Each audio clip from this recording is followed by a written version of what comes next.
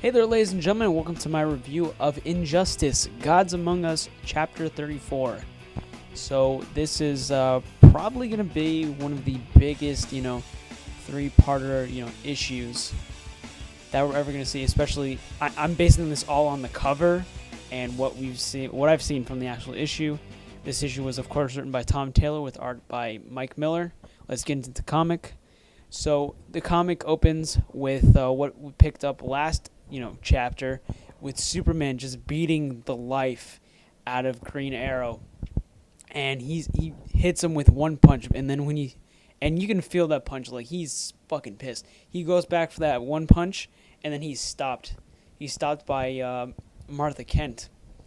And first off, the first things that ran through my head was like, hey, how is she doing this? How is this even possible? So apparently, Martha Kent took the pill, Superman's super pill. There's next beside him. There's like a whole bunch of different containers that have the super pill in them. So I think there's 3 containers there, but of course 2 is missing.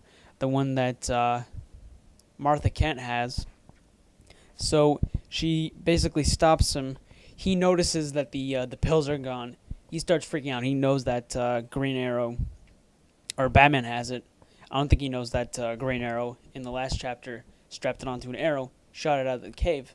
But I think, one of the things that he's scared of is that Batman has technology now, and he knows Batman. He knows his character. He knows he's like this great detective, and like he's probably going to reverse engineer. He knows it in his mind, so he knows what's at stake here. And, of course, we have the scene with Batman going back to the headquarters. And, of course, Batwoman, Huntress, everyone that was back there, they're just out of the loop. They have no idea what's happening. And, of course, Batman, as Batman does, he kind of shuts down emotionally. But, of course, Catwoman's there. And it's been a really interesting relationship with Catwoman and Batman, especially in some of the earlier issues. I am, of course, referring to the death of Nightwing, how Batman handled that, and how Catwoman kind of came in and sort of gave herself in that situation, how she comforted Bruce at that time. But we'll get back to that. Back at the Fortress of Solitude, we have a conversation of kind of morality between the Kent family, and then all of a sudden, Jor-El pops out of nowhere. And this is why my one problem with this whole thing: where the fuck were you, Jor-El? When Superman is beating the ever-loving fucking shit out of fucking Oliver Queen, why did you not pop up at that moment? In the act, you could have done something, but you didn't. You ghost specter son of a bitch. But anyways, he tells him, you shouldn't be killing people, and then Clark is like, oh, but they killed Lois Lane, and I had no choice. And he's like, no, you always have a choice, which is obviously when you look at Jor-El's ethics. We get back to the back, I guess this is the Batcave, or wherever Batman's headquarters is, and Batman saying to the rest of the crew, like, we need to hide.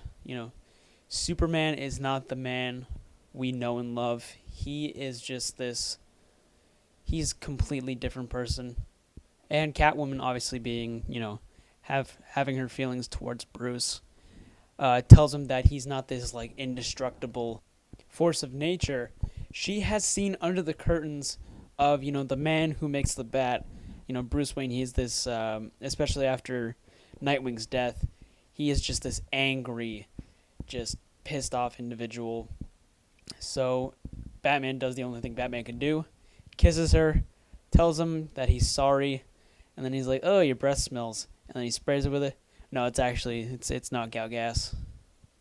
So knocks her out, hands her over to, I believe, Batwoman or Huntress. And he essentially tells everyone else to hide, and that he's going to go to the Batcave, try to reverse engineer the super pills. And then back at the Fortress of Solitude, we still have the talk between Martha Kent and Jonathan Kent. telling him, you don't. It wasn't Oliver's fault that Jonathan Kent was shot with the arrow, and uh, how you shouldn't go after Batman, and what he's doing is wrong. Overall the stuff he's been doing throughout the entire comic, but of course Superman doesn't listen to him, and he just takes off, and that's really where the comic ends. So now I'm assuming the next issue is going to be. I assume Batman is going to somehow reverse engineer the super pill, take it, and he's gonna be able to fight Superman. But yeah, these are one of these moments, because like I said in my reviews, I felt like this comic book has been a lot about Superman and his fall.